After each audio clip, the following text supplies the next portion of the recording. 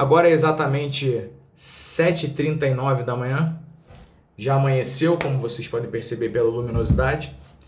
E após diversas tentativas frustradas de dormir, após horas e horas rolando na cama para lá e para cá sem conseguir desligar a cabeça, eu finalmente abortei a missão, resolvi levantar, pegar minha boina e vir aqui gravar esse vídeo para vocês por dois motivos principais. O primeiro é que, como os inscritos aqui do canal sabem bem, o meu compromisso e o compromisso desse canal sempre foram e continuarão sendo com a verdade e somente com a verdade. E nada mais justo e verdadeiro do que, após um dia atribulado como ontem, eu viesse aqui demonstrar de uma forma sincera como eu estou me sentindo. O segundo motivo é que, após muito pensar, e foram diversas horas enquanto eu tentava dormir, após muito pensar onde eu me posicionaria em meio a toda essa loucura, né, de um dia tão complexo, tão pesado como ontem, eu acho que eu entendi qual é o posicionamento de um conservador ao meio disso tudo. E quero compartilhar com vocês porque eu imagino que muitos brasileiros de bem, conservadores de verdade, nesse momento estão sentindo e pensando de uma forma muito semelhante à minha. Então, ao dividir minha experiência com vocês, eu acredito que eu vou poder ajudá-los de alguma forma a entender o que vocês estão pensando e sentindo.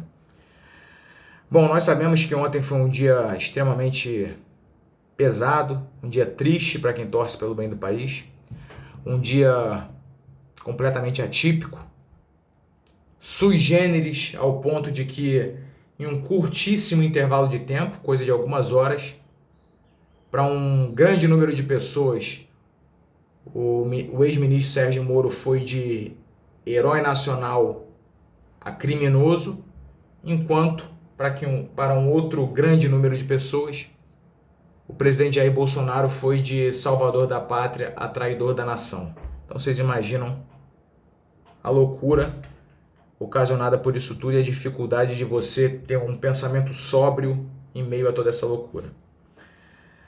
Eu percebi então que hoje eu me sinto da seguinte forma: eu não consigo mais identificar na figura do presidente aquele Jair Bolsonaro que eu conheci lá em 2012, pelo qual eu me afeiçoei, pelo qual eu batalhei por tantos anos, o qual eu defendi com unhas e dentes durante todos esses anos, pelo qual eu literalmente derramei meu sangue, e ele sabe sobre o que eu estou falando. Não consigo sequer mais ver neste presidente aquele Jair Bolsonaro de 2018, da campanha, com aquelas promessas, com aqueles discursos que pareciam música para os meus ouvidos. E por conta disso eu não consigo mais me sentir representado por esse presidente. Ao mesmo tempo, eu me recuso veementemente a agir como age essa corja de esquerda que abraça um projeto de quanto pior, melhor, que torce para o fracasso do governo, porque se eu fizesse isso eu estaria torcendo pelo fracasso do Brasil, algo que para mim é impensável, é impossível, devido ao grande sentimento patriótico que eu trago aqui dentro do meu coração. Então hoje eu estou numa situação onde, apesar de não me sentir mais representado pelo presidente, apesar de eu estar extremamente decepcionado por diversas de suas últimas atitudes, eu me sinto na obrigação de seguir torcendo pelo sucesso do presidente, pelo sucesso do seu governo. Me sinto na obrigação de seguir orando para que Deus ilumine a cabeça do presidente, para que ele tome as decisões acertadas, porque o sucesso do seu governo é o sucesso do país, que para mim, no final das contas, é o que interessa. Bom, uma vez que eu cheguei a essa conclusão, de onde eu estava posicionado em meio a esse furacão, eu fui então buscar da onde vinha a matriz desse meu posicionamento. E eu percebi que essa minha visão, ela vem justamente do meu perfil, do fato de eu ser conservador e de levar a sério o que significa ser conservador, né? Edmund Burke, que é o pai do conservadorismo moderno, e Michael Oakeshott, que provavelmente é o principal autor de assuntos políticos do movimento conservador, ambos diziam que ser conservador no que diz respeito à política é ser, acima de tudo, cético, ou seja, é analisar tudo o que acontece na política com um olhar crítico e sem a influência de emoções, sem uma visão apaixonada. E é por isso que eu acho que eu consegui chegar nesse entendimento sóbrio dessa questão toda. Quem está inscrito aqui no nosso canal também sabe que eu, apesar de ter uma opinião bem formada a respeito de quase tudo e defendê-la com muita veemência, eu estou sempre aberto a ouvir ideias diferentes, ideias completamente antagônicas à minha. Estou sempre aberto a ouvir o contraditório. Jamais me furto em entrar na arena do verbo para debater e discutir ideias e visões diferentes da minha. Pelo contrário, essa pluralidade me fascina completamente. De forma que eu estava disposto, de coração, estava aberto também, a discutir, debater e argumentar sobre quase tudo que aconteceu no dia de ontem. Por exemplo, apesar de para mim estar muito claro de que aquele documento que foi publicado no Diário Oficial é um documento falso, oriundo de um crime, porque ele possui a assinatura eletrônica do ex-ministro Sérgio Moro, enquanto o próprio Sérgio Moro falou que jamais assinou eletronicamente esse documento, e também pelo fato de nesse documento estar escrito que o Maurício Valeixo foi exonerado a pedido do próprio, enquanto que o próprio Maurício Valeixo já desmentiu essa versão. Apesar disso, eu estava aberto a discutir com aqueles que provavelmente iam dizer que precisaríamos de mais provas para ver quem estava falando a verdade ou não. Não tem problema. Estava pronto para debater e discutir com essas pessoas. Eles têm o direito de pensar dessa forma. Isso é genuíno, não tem problema algum. Também estava pronto para debater e discutir com aqueles que iam defender o fato do presidente ter quebrado a sua palavra para com o Sérgio Moro. Embora para mim esteja claro, e temos vasta documentação disso, uma enorme quantidade de vídeos, onde o presidente, na época que convidou o Sérgio Moro para fazer parte do governo, ele disse que o Sérgio Moro teria carta branca para nomear o seu primeiro e segundo escalão, e logicamente nós vimos exatamente o contrário. Como eu disse, eu estava pronto, apesar de para mim estar claro que o presidente não honrou a sua palavra, estava pronto para debater e conversar e argumentar com quem pensasse o contrário, com quem pensasse que ele teve motivos para quebrar a sua palavra. Não tem problema. A pessoa pensar diferente de mim, não a vejo como uma inimiga por conta disso. Da mesma forma que, apesar de para mim ter ficado evidente, principalmente depois que o Sérgio Moro vazou a conversa que ele teve com a Carla Zambelli no WhatsApp, apesar de ter ficado evidente para mim que há uma tentativa agressiva, inclusive, do presidente da República de interferir nas investigações da Polícia Federal que se encontram em curso, também estava, e apesar de eu não concordar com essa postura do presidente, eu também estava pronto para debater, para conversar com as pessoas que pensam o contrário, até onde nós podemos admitir que o chefe do executivo interfira nas ações de uma organização independente como é a Polícia Federal. Isso aí tudo era motivo de debate. Também, volto a dizer, não há problema algum em ideias antagônicas nesse sentido. Também estava pronto para debater com aqueles que acreditaram quando o presidente diz que o ministro Sérgio Moro tentou barganhar uma vaga no STF, apesar de que para mim ficou muito claro, também quando ele apresentou a conversa que ele teve com a Carla Zambelli, de que ele não tentou barganhar nada, pelo contrário, tentaram comprá-lo com uma vaga no STF e ele, de uma forma muito honrosa, declinou e disse que não estava à venda. Mas tudo bem, ainda poderíamos discutir sobre isso também. E eu poderia até debater com aquelas pessoas que acharam um absurdo e o criminalizaram pelo fato dele ter vazado uma conversa dele particular com a Carla Zambelli, mesmo eu sabendo que essas pessoas que o estão criminalizando por isso são as mesmas que bateram palma para o Carlos Bolsonaro quando o Carlos Bolsonaro também vazou uma conversa privada naquele episódio do Bibiano.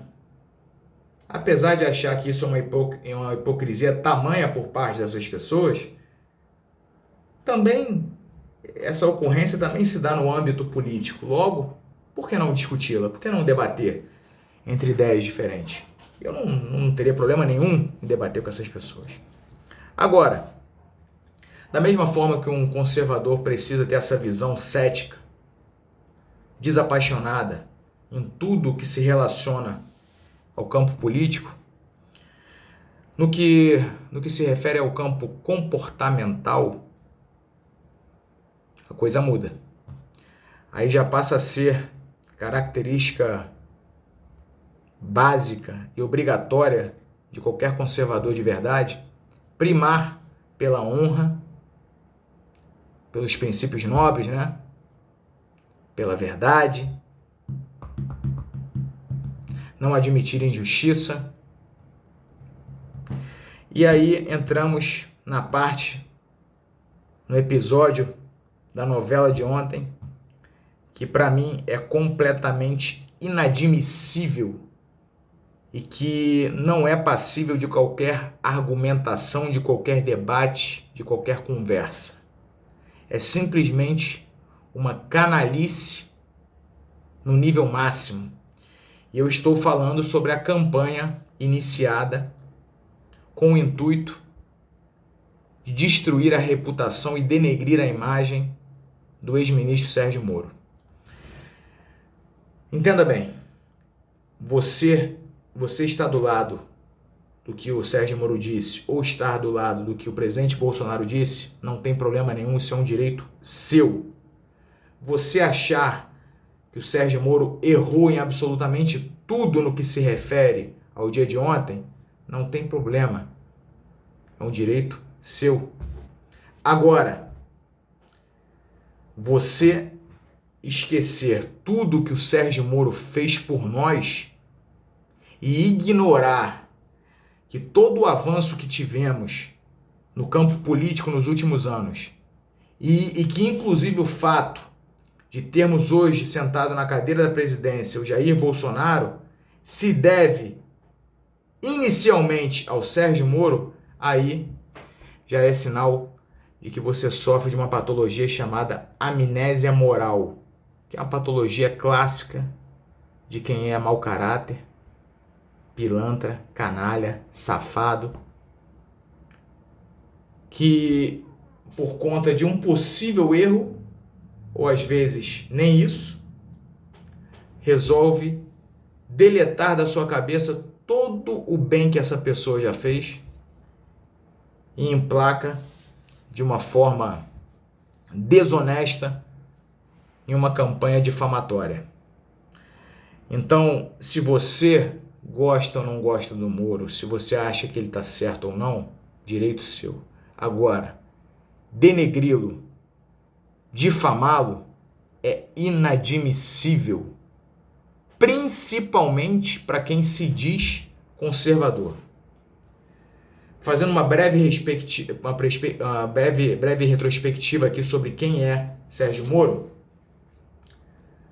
é um cara que em 2014, quando a Dilma tinha acabado de ser reeleita e o PT estava com toda a força, o establishment estava blindado, corrupto, ria da nossa cara, fazia dancinha debochando da gente.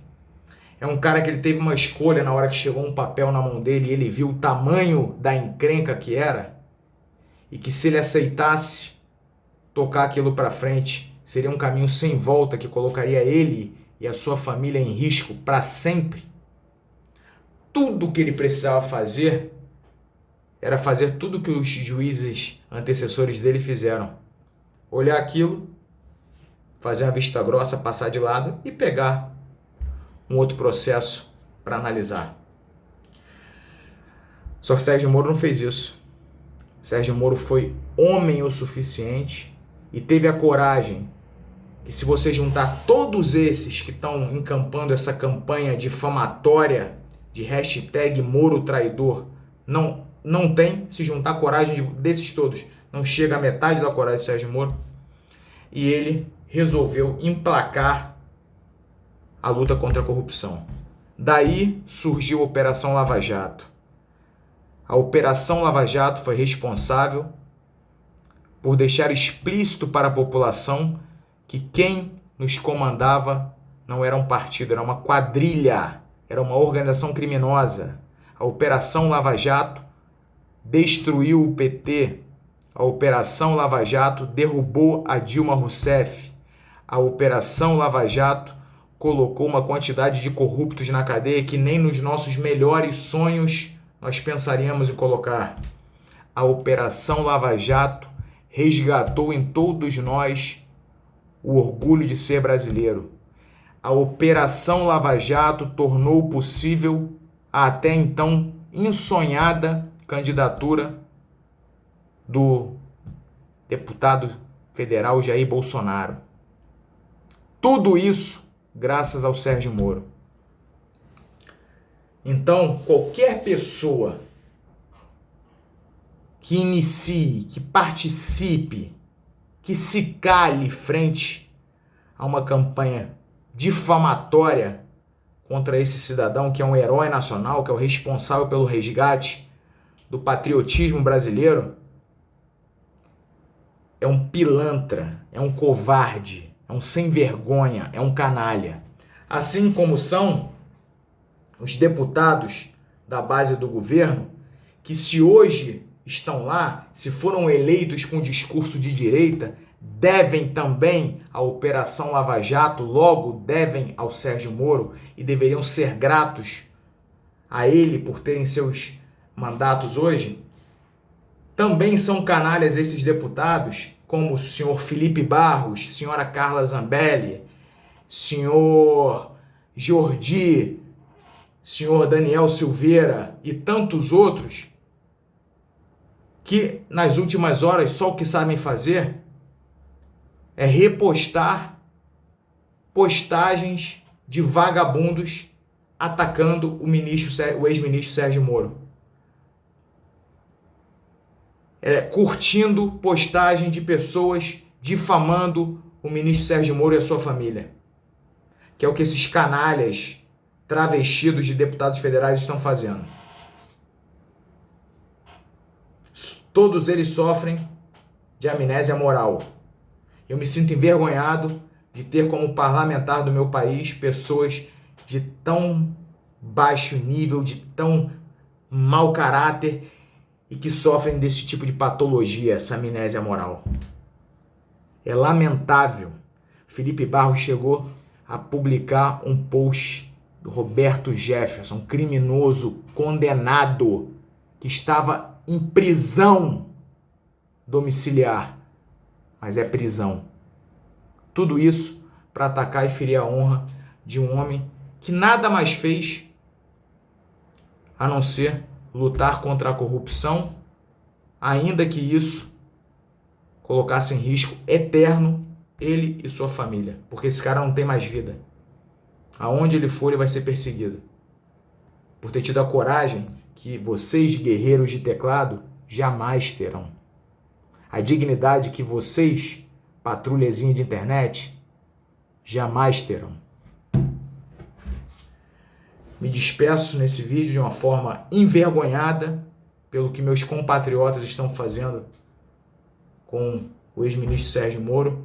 E deixo aqui claro, independente se eu vier a discordar de algo no futuro do Sérgio Moro, do que ele fala, do que ele faz, deixo claro que terei por ele sempre uma gratidão eterna por ter resgatado em mim um sentimento, um orgulho de ser brasileiro e um amor pela minha pátria. Muito obrigado, Sérgio Moro, e me desculpe pelos meus compatriotas que sofrem de amnésia moral. Os